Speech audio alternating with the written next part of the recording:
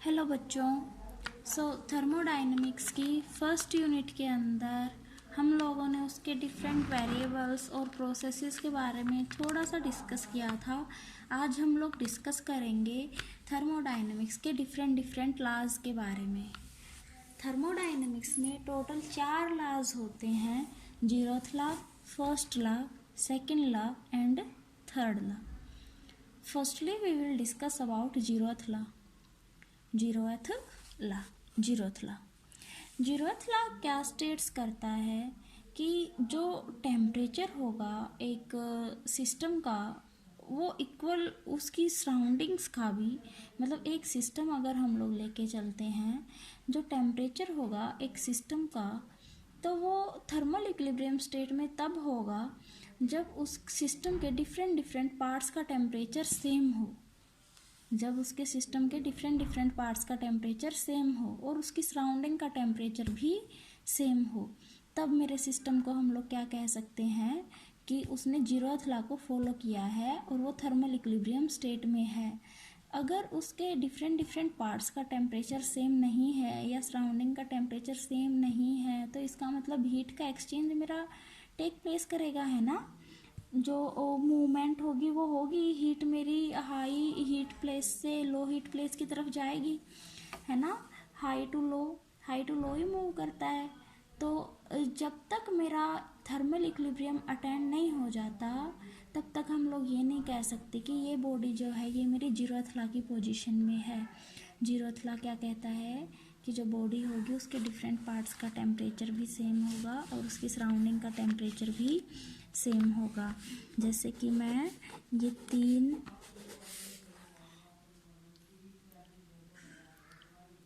तीन thermodynamical system लेके चलती हूँ मैं। एक का नाम है ए, एक का नाम है बी, एक का नाम है सी।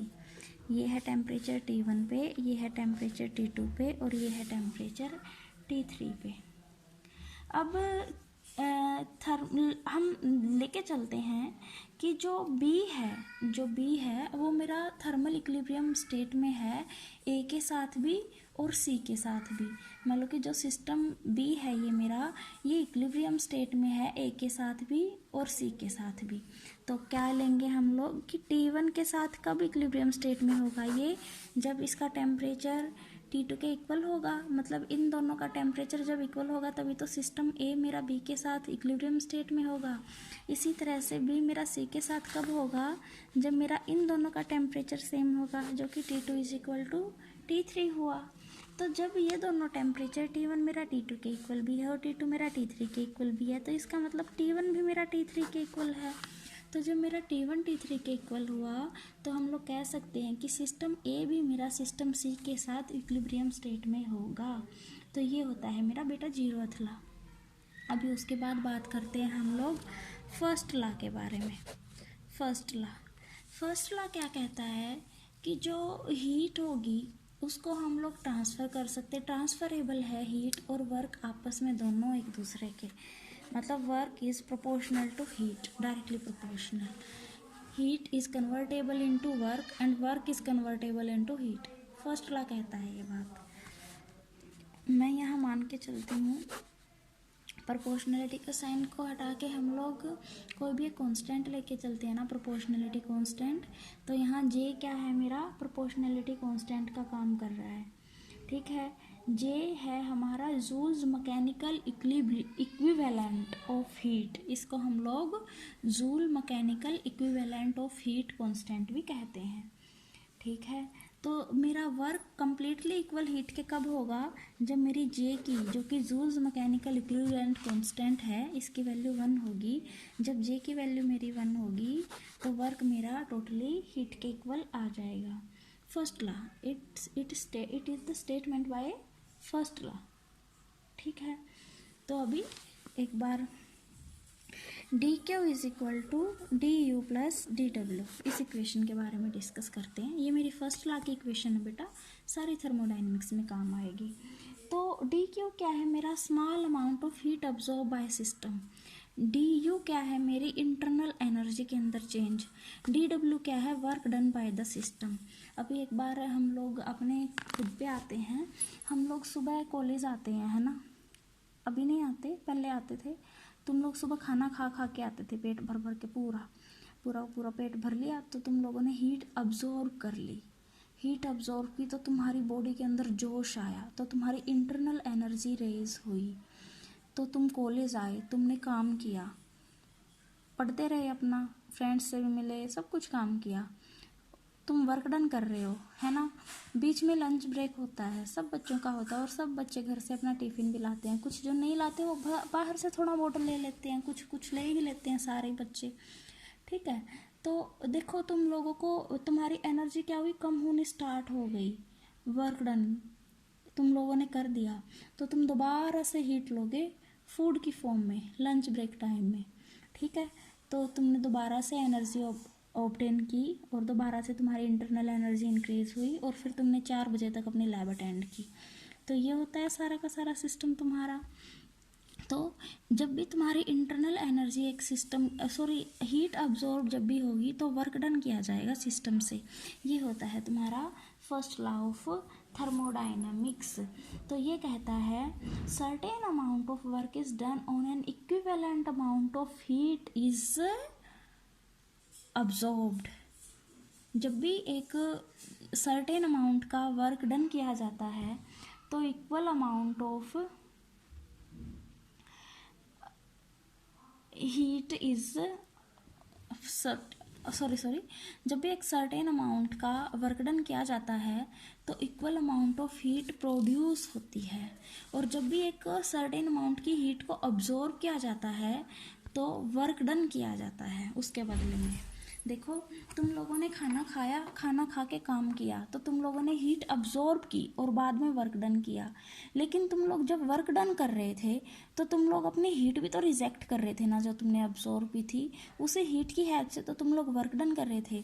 तो जब भी क्या कहेंगे हम लोग, जब भी वर्क डन किया जाता है, certain amount of work done is done, then heat is rejected. Heat क्या की जाती है, सर्टेन अमाउंट में हीट को रिजेक्ट किया जाता है, और जब सर्टेन अमाउंट में हीट को अब्जॉर्ब किया जाता है तो फिर certain amount of work done is performed by the system. आगे ये बात तो हमें समझ है ना। तो अभी ये देखो, ये तुम लोगों ने तुम लोगों से ले लो या फिर कैसे भी ले लो, हम अपना एग्जांपल तो ले ही चुके हैं, एक बार यहाँ डिस्कस करेंगे। ये क्या तुम्हारा चेंज इन हीट है ना, मतलब जो तुमने हीट अब्जॉर्ब किया हमारे सिस्टम ने, ये है डी क्यू क्या है, amount of heat absorb bye the system. D you क्या है, change in internal energy of the system. D W is the work done by the system. अब एक बार बात करेंगे हम एक छोटी सी, जब भी मेरे साइक्लिक प्रोसेसेस होते हैं, साइक्लिक प्रोसेस का मतलब समझते हो कि जिस स्टेट से तुमने स्टार्ट किया था ना, तुम लोग वापस से उसी स्टेट पे आ गए। तो जब भी तुम्हारा एक साइक्लिक प्रोसेस किया जाता है तो जो इंटरनल एनर्जी चेंज होगी उस सिस्टम के अंदर वो हमेशा जीरो होगी, ओवरऑल इंटरनल एनर्जी। देखो जहाँ से स्टार्ट हुआ वहीं पे अगर वापस आएगा तो इंटरनल एनर्जी भी तो मेरी जीरो ही होगी ना। जिस स्टेज से तुमने स्टार्ट किया था उसी स्टेज पे वापस आ गया सिस्टम, तो जिस इंटरनल एनर्जी अमाउंट से स्टार्ट किया था वही अमाउंट तुम्हें लास्ट में मिला। तो इसीलिए साइक्लिक प्रोसेस के अंदर जो चेंज इन इंटरनल एनर्जी होगा वो मेरा क्या होगा, जीरो होगा। तो जब change in internal energy zero हुआ तो D Q is equal to D W होगा, इस इक्वेशन से है ना, D Q is equal to D W होगा। तो ऐसे टाइम पे Q is equal to W हो जाएगा, मतलब कि जितनी हीट ऑब्जॉर्व होगी उतना काम किया जाएगा, और जितना काम किया जाएगा उतनी हीट रिजेक्ट होगी, ठीक है। तो अभी एक बार लिमिटेशंस के बारे में बात करेंगे हम लोग। फर्स्ट लॉ की लिमिटेशंस हैं सबसे पहले तो कि ये नहीं बताता कि जो मेरी हीट ट्रांसफ़र हो रही है वो हाई टू लो मूव कर रही है, लो टू हाई मूव कर रही है, मतलब कि हीट कहाँ से कहाँ जा रही है, डायरेक्शन नहीं बताता हमें। क्या नहीं बताता, डायरेक्शन नहीं बताता कि हीट जो चेंज हो रहा है हमारे सिस्टम में, जो चेंज इज टेकिंग प्लेस वो किस डायरेक्शन में हो रहा है, ठीक है। दूसरी चीज़ कि ये हमें ये नहीं बताता कि कितनी क्वांटम ऑफ एनर्जी हमारी यूज़ हो रही है और चेंज हो रही है एक फॉर्म से दूसरी फॉर्म में। डायरेक्टली कितनी क्वांटम ऑफ एनर्जी, मतलब कितनी एनर्जी हमारी यूटिलाइज हो रही है, ये हमें डायरेक्टली अमाउंट नहीं बताता। ठीक है। तो ये क्या थी तुम्हारी फर्स्ट लॉ की लिमिटेशंस। अभी हम लोग बात करेंगे सेकंड लॉ के बारे में। तो सेकंड लॉ हमारा फर्स्ट लॉ को जो ये ड्रॉबैक्स थी इन्हीं को रिमूव करने के लिए आया था। क्या आया था? फर्स्ट लॉ की जो ड्रॉबैक्स थी इनको रिमूव करने के लिए आया था मेरा सेकंड लॉ। सेकेंड लॉ के अंदर डिफरेंट डिफरेंट साइंटिस्ट आए और उन लोगों ने डिफरेंट डिफरेंट स्टेटमेंट्स दी। हम लोग मेनली डिस्कस करते हैं लॉर्ड कैल्विन की और क्लैसियस की, इन दोनों की स्टेटमेंट्स को हम लोग डिस्कस करते हैं। तो सेकेंड लॉ ऑफ थर्मोडायनेमिक्स को एक बार देखते हैं हम लोग। सेकेंड लॉ ऑफ थर्मोडायनेमिक्स, यहाँ पर सबसे पहले लॉर्ड कैल्विन की स्टेटमेंट के बारे में डिस्कस करेंगे। लॉर्ड कैल्विन ने स्टेटमेंट दी कि इम्पॉसिबल है, ये एक बार स्टेटमेंट की जो डायरेक्ट होगी, मतलब जो डायरेक्ट तुम्हारी स्टेटमेंट है बेटा, मतलब एग्जैक्ट वर्डिंग वो बुक से देख लेना, मैं अभी तुम्हें जस्ट समझा रही हूँ। तो लॉर्ड कैल्विन कहता है कि जो सप्लाई है एनर्जी की वो कभी भी कूलिंग से, मतलब कि बॉडी कूलिंग बॉडी से कोल्डेस्ट की तरफ, मतलब कि एक second. Then Lord Kelvin says कि अगर एक बॉडी है मैं उसे कूल कर दूं उसकी सराउंडिंग्स के टेम्परेचर से भी, एक बॉडी को अगर मैं कूल कर दूं उसकी सराउंडिंग्स के कंपैरिजन में भी, तो ये इम्पॉसिबल है कि मैं उससे हीट ऑब्टेन कर सकूं। Then it is impossible to supply energy from a body by cooling it from the coldest of its surroundings। आई मेरी बात समझ? सेकेंड वन इज क्लैसियस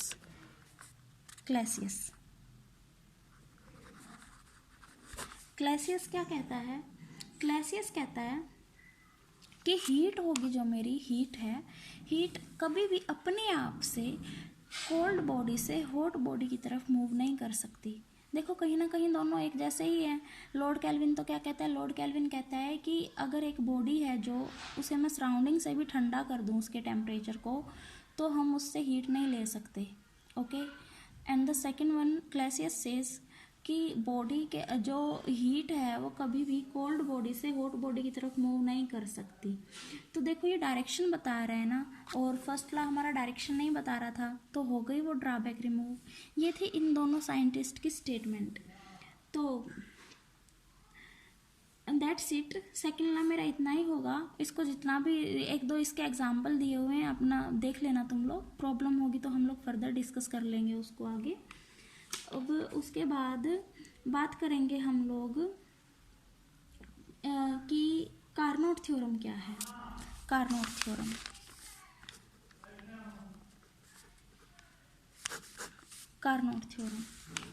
तो कार्नोट थ्योरम की स्टेटमेंट एक बार डिस्कस करेंगे हम लोग। देन कार्नोट थ्योरम कहती है कि जो एफिशिएंसी है एक रिवर्सिबल हीट इंजन की जो एफिशिएंसी है वो हमेशा ज़्यादा होती है एक इरिवर्सिबल हीट इंजन से। मतलब कि इरिवर्सिबल हीट इंजन की एफिशिएंसी कभी भी ज़्यादा नहीं हो सकती रिवर्सिबल हीट इंजन की एफिशिएंसी से। कार्नोट थ्योरम ये बात कहती है। तो अब इसको हम लोग डिस्कस कर लेते हैं। हम लोग लेते हैं दो सिस्टम्स, एक को मैं मान लेती हूँ सोर्स, एक को मैं मान लेती हूँ सिंक। सोर्स का टेम्परेचर क्या है T1, सिंक का टेम्परेचर क्या है मेरा T2। कंसीडर करके चलती हूँ, ये दो टेम्परेचर्स थे, ठीक है। अब यहाँ पे दो इंजन्स में लेके चलती हूँ, एक है मेरा A इंजन, एक है B इंजन। जो A इंजन है ये है इरिवर्सिबल, क्या है ए है मेरा इरिवर्सिबल हीट इंजन मैं कंसीडर करके चलती हूँ। बी को मैं मानती हूँ कि ये रिवर्सिबल हीट इंजन है। ए मेरा फॉरवर्ड डायरेक्शन में काम कर रहा है और बी मेरा बैकवर्ड डायरेक्शन में काम कर रहा है। फॉरवर्ड बैकवर्ड कैसे डिसाइड किया? सोर्स का टेम्परेचर हमेशा सिंक के टेम्परेचर से ज़्यादा होता है ना, तो देखो जब ये हाई टेम्परेचर से हीट लेके लो टेम्परेचर पे रिजेक्ट कर रहा है, इसका मतलब फॉरवर्ड में काम कर रहा है। और बी क्या कर रहा है? लो से हीट लेके हाई की तरफ जब रिजेक्ट कर रहा है तो ये बैकवर्ड डायरेक्शन में काम कर रहा है। As because temperature T1 is source, तो टेम्परेचर T1 क्या है तुम्हारा? बड़ा होगा टेम्परेचर T2 के कंपैरिजन में। यहाँ तक सब कुछ क्लियर है? अभी हम लोग डिस्कस करेंगे इसके बारे में।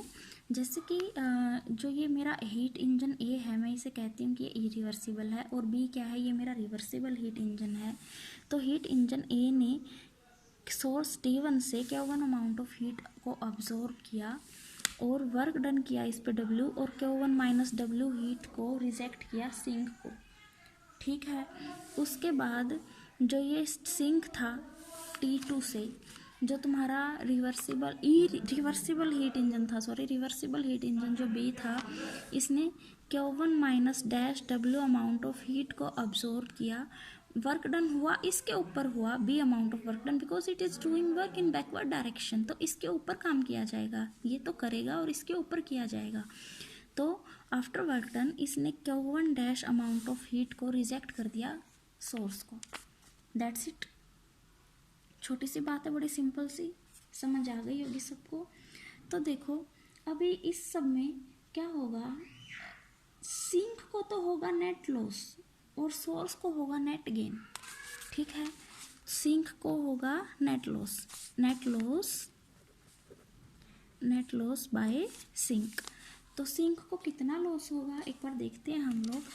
Q1 minus W amount of heat तो A ने इसको दी थी, और Q1 dash minus W amount of heat B ने सिंक से ली थी। तो नेट लॉस कितना होगा, Q1 dash minus W minus Q1 minus W। तो Q1 dash minus W minus Q1 plus W, है ना। एक सेकेंड देखो, minus minus plus plus W हुआ, तो अभी ये cancel out, Q1 dash minus Q1। ठीक है, ये क्या है तुम्हारा net loss by the sink. अभी हम लोग बात करेंगे net gain by the source. Net gain by source, तो सोर्स ने कैसा गेन किया, सोर्स से पहले तो Q1 अमाउंट ऑफ हीट ली गई थी और बाद में Q1 dash amount of heat source को दी गई थी। तो कितना होगा net gain, Q1 dash minus Q1, कितनी दी गई माइनस कितनी ली गई, नेट गेन ये हो गया। तो अभी उसके बाद देखो हम लोग स्टार्टिंग में क्या लेके चले थे, कार्नोट थ्योरम क्या कहती है कि इरिवर्सिबल हीट इंजन की एफिशिएंसी कभी भी रिवर्सिबल हीट इंजन से ज़्यादा नहीं हो सकती। हम लोगों ने बाकी तो ये सब कुछ डिस्कस कर लिया, लेकिन हम लोग एक बात मैं बोलना भूल गई स्टार्टिंग में, कि हम लोग ये कंसिडर करके चलेंगे कि जो इरिवर्सिबल की एफिशिएंसी है, मतलब कि ए की एफिशिएंसी है वो बी से ज़्यादा है, और ये स्टेटमेंट क्या हो जाएगी मेरी फॉल्स हो जाएगी, और फॉल्स हो जाएगी तो अपने आप ये थ्योरम मेरी प्रूव हो जाएगी। तो इसीलिए मैं स्टार्टिंग में लेके चलती हूँ कि efficiency of A is greater than efficiency of B. तो अभी मैं इसी का यूज़ करूँगी, efficiency of A is greater than efficiency of B. अभी बात करेंगे हम लोग कि एफिशिएंसी क्या होती है इंजन्स की। एफिशिएंसी होती है amount of work done by heat absorb, amount of work done by heat absorb. तो देखो ये तो था इंजन ए, इसने तो अमाउंट ऑफ वर्क डन इसने तो किया था, इसने W amount of work done किया था, और ये था इंजन बी जो कि बैकवर्ड डायरेक्शन में काम कर रहा था, तो इस पे भी W amount of work done किया गया था। तो दोनों की ही वर्क डन कितना होगा, मेरा W होगा। जस्ट द डिफरेंस इज कि इसने अमाउंट ऑफ हीट अब्जॉर्ब की थी Q1, और ये क्योंकि बैकवर्ड डायरेक्शन में काम कर रहा है तो इसके लिए हम लोग क्या करेंगे, work done by heat rejected, तो इसने अमाउंट ऑफ हीट रिजेक्ट की Q1 डैश। तो एफिशिएंसी मेरी ए इंजन की कितनी होगी, efficiency of engine A W by Q1 and efficiency of engine B is W by Q1 dash.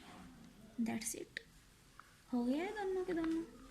तो अब उसके बाद मैंने क्या कहा था कि स्टार्टिंग में मैं लेके चलती हूँ कि एफिशिएंसी है मेरी ए की वो बी से ज़्यादा है। तो अभी यहाँ पे लिख देंगे हम लोग W by Q1 is greater then W by Q1 dash. तो ये इनको एक्सचेंज कर देते हैं, Q1 dash is greater then Q1, है ना।